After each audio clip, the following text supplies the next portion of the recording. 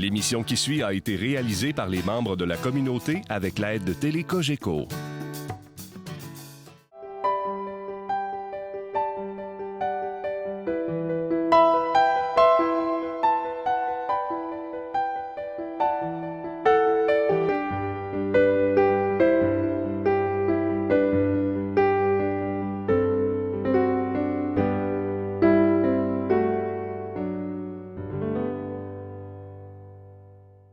Alors, bonjour à tous et bienvenue encore cette semaine à Signe d'Évangile. Aujourd'hui, on va parler du projet de loi 52 qui s'intitule « La loi concernant les soins de fin de vie ». Alors, ce que le gouvernement souhaite, c'est de permettre à la personne en fin de vie d'obtenir les soins qu'elle souhaite. Dans ce projet de loi-là, on retrouve des termes techniques comme sédation palliative terminale, aide médicale à mourir. Et après avoir parcouru le projet de loi, ce que je comprends, c'est qu'à un moment donné, nous aurons une décision à inscrire dans un document notarié ou qu'on va écrire nous autres mêmes qui va s'appeler « Directive médicale anticipée ». Alors, pour en jaser avec moi, j'accueille cette semaine le Dr André Daudelin.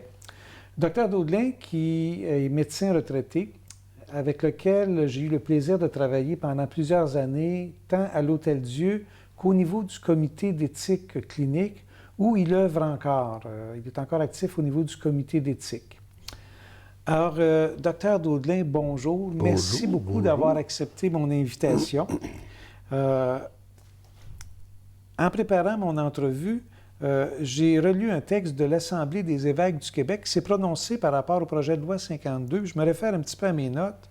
Ce que l'Assemblée des évêques dit, c'est on est d'accord avec le déploiement des soins palliatifs, mais l'Assemblée des évêques dit on s'inquiète lorsqu'une manière de provoquer intentionnellement la mort est considérée comme un soin qui peut être revendiqué comme un droit.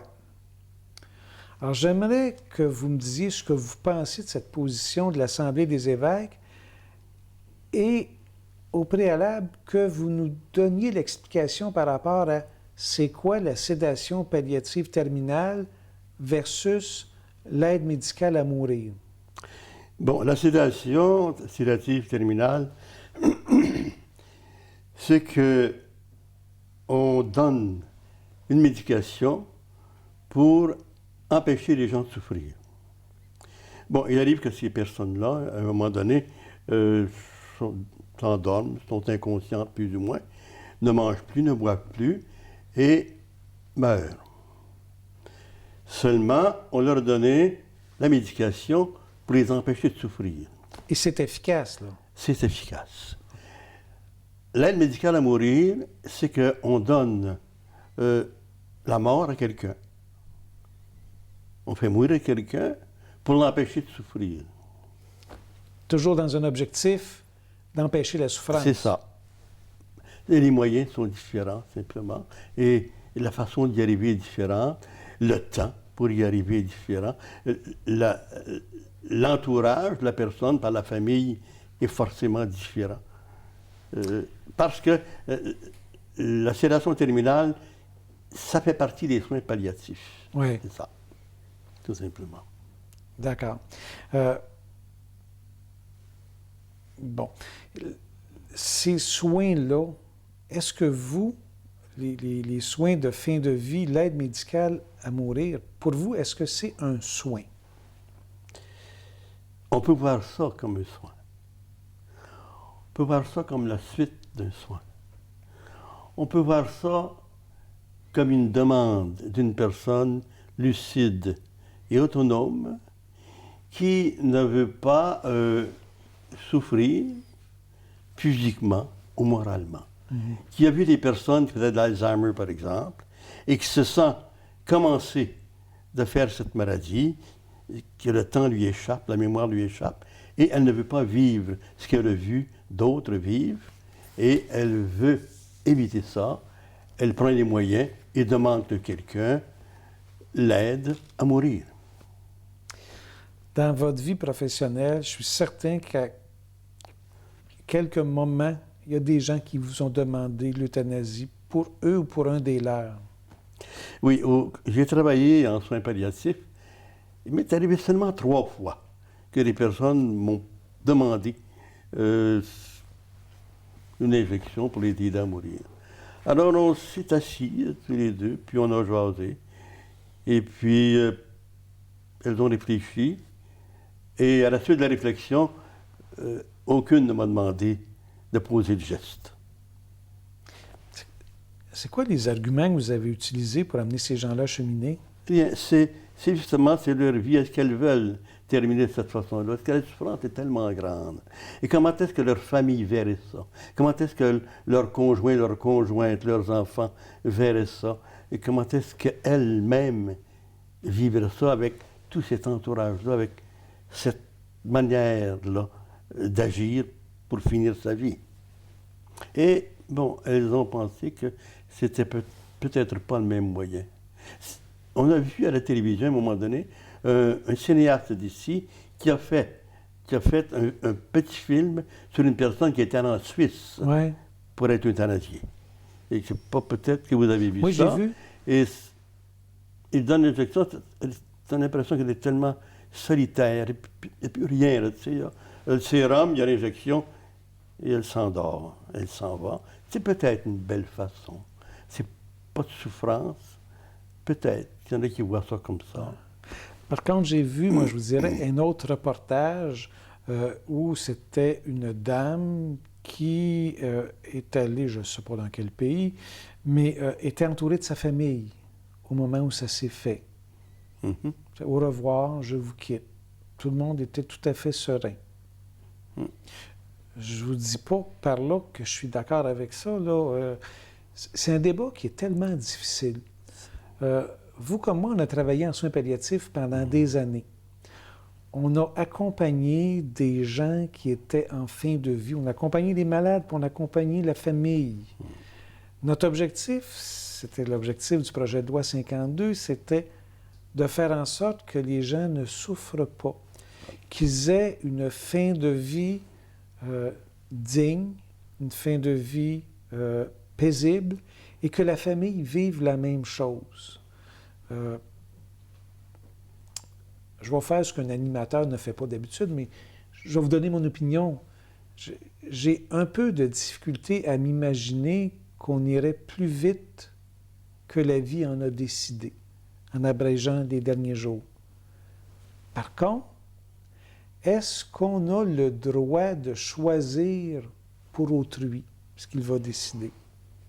C'est la personne qui choisit, je pense. Ouais. C'est elle.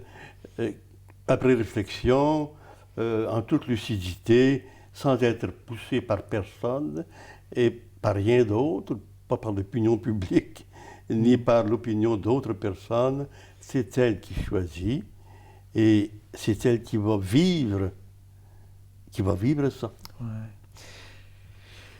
Quand on s'est rencontrés pour préparer l'entrevue tous les deux, vous m'avez fait une réflexion par rapport à la vie. Vous m'avez dit, Dieu m'a donné la vie, et après? C'est-à-dire que Dieu m'a donné la vie, puis il dit, vas-y, file. Ouais. Hein? Il nous a envoyé un bonhomme, qui était son fils, mon frère et notre frère, qui nous a dit, la vie, il faut aimer le monde, remplissez-la. Mais si je me dis, ma vie, je l'ai remplie. J'ai aidé tout le monde que j'ai pu, j'ai aimé un paquet de monde. Maintenant, je suis incapable, je suis un poids, je suis une nuisance. Dieu ne peut pas me demander de continuer comme ça. Et s'il m'a donné la vie, elle est à moi. Qu'est-ce que je vais en faire? Compliqué, hein? Non. Il faut penser, je pense. Il faut y penser, réfléchir, voir tout ça. Il y a toutes les croyances aussi. Il y a la religion, il y a tout ça qui entre en ligne de compte. Ça dépend des personnes. Ça dépend des personnes aussi. Je pense que ce projet de loi-là nous offre une opportunité pour réfléchir aux décisions que nous devrons tous éventuellement prendre. Parce qu'à moins de changements au niveau de la science, on va tous mourir un jour ou l'autre. Dans les circonstances actuelles, c'est ce qu'il faudra faire. Mais c'est certain que ça paraît toujours gros quand on voit ça arriver, qu'on n'a rien qui prévoit. Et surtout qu'on entre ça dans les soins. Ça fait partie des soins. Ce sont les médecins qui vont les donner, et c'est ça, on s'en va là-dedans. Bon, les médecins, comment est-ce qu'ils prennent ça? Il y en a qui n'acceptent pas, d'autres qui acceptent, sûrement, ça va être comme ça. Comme il y en a qui accepteraient cette fin-là, comme d'autres n'acceptent pas. Bon. Mais ce que j'ai compris, c'est qu'on ne pourrait pas forcer un médecin à donner ces soins terminaux-là. Non, non. Si c'est son patient et que lui refuse de donner la mort, alors il avertit le CMDP, le chef des médecins, et puis qui trouve un autre médecin pour faire le travail, en guillemets. Comme il nous reste un petit peu de temps, j'ai le goût de glisser sur un petit sujet à côté qui s'appelle les niveaux de soins. Oui. Je ne suis pas sûr que tous nos téléspectateurs connaissent ça, mais les niveaux de soins, c'est de décider, avant d'être très malade, quel genre de soins on va avoir. J'aimerais ça que vous preniez 2 minutes pour me parler des niveaux de soins. Bon, les niveaux de soins, il y a d'abord la réanimation cardio-respiratoire, c'est-à-dire que pomper le cœur pour qu'il reparte, etc. Je la veux ou je ne la veux pas. Ensuite, je veux tous les soins, tous les examens qui peuvent être donnés actuellement dans l'état de la science actuelle. Autre niveau, je veux seulement, je ne veux pas des soins avancés comme ça, je ne veux pas tous ces examens-là, je veux seulement ce domaine-là. Ou je veux enfin simplement ne pas souffrir, je veux m'en aller tout doucement, sans douleur, sans misère, sans souffrance. C'est ça les niveaux de soins. Okay. Ce qui veut dire que, bon, éventuellement, il se peut que quand on est hospitalisé, qu'on se fasse demander qu'est-ce que vous voulez comme soin, jusqu'où vous souhaitez qu'on aille. Qu'on aille, qu'on fasse ça pour tout le monde. Que toutes les personnes puissent choisir quels soins ils désirent avant de partir. Oui. S'ils veulent continuer de vivre, quel que soit. J'en ai vu dans des conditions effroyables et qui voulaient continuer de vivre, même de cette façon-là, et appuyés par leur famille. Et il y en a d'autres, au contraire, qui veulent partir rapidement. Oui. On pourrait entrer aussi dans tout le concept de l'acharnement thérapeutique. Ça, c'est une autre histoire. C'est une autre histoire. Alors, si on résume, il y a un projet de loi qui s'en vient, qui est essentiellement un projet de loi, mais qui nous amène à réfléchir sur comment on souhaite finir notre vie. Le plus tard possible, bien évidemment, mais il faut commencer à y réfléchir immédiatement. Alors, Dr Daudelin, auriez-vous un conseil à dire à nos téléspectateurs par rapport à leurs soins? Non, moi, je ne donne pas de conseils là-dedans. Que les personnes choisissent ce qu'elles veulent, elles feront leur choix, ils pourront y penser d'avance, et ensuite faire leur choix et y arriver à ça. Et en informer leur famille. C'est ça, d'avance. C'est très important, là. Quand vous faites un choix comme ça, il faut que vous en parliez aux gens de votre famille. C'est ça. À ce moment-là, on s'assure que tout le monde est au courant et qu'on va respecter vos volontés.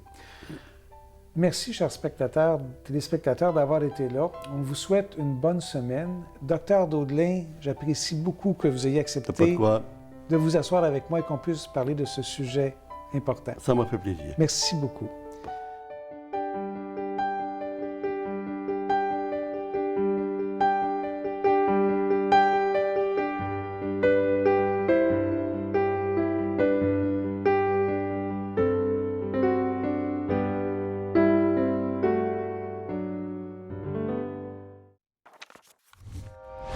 Télé Cogeco, un service exclusif aux clients de Cogeco.